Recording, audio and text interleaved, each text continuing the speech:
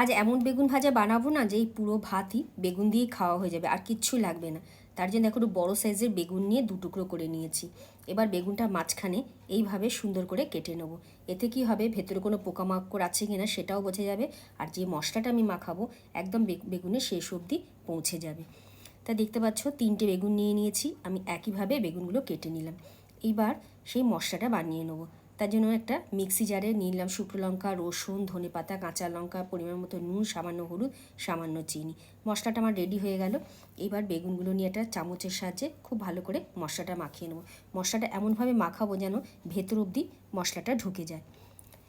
এইভাবে 3টে বেগুনই মাখিয়ে নিলাম। মাখিয়ে কিন্তু মিনিট 10 একটু রেখে দিতে হবে, তাহলে বেগুনটা খেতে খুব ভালো লাগবে। 10 মিনিট পর আমি ভাজতে চলে এলাম।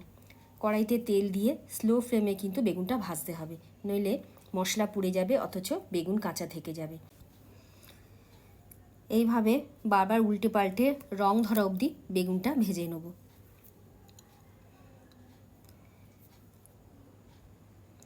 দেখো বেগুনটা কিন্তু সুন্দর রং ধরে গেছে, আর বেগুনটা আমার ভাজা হয়ে গেছে।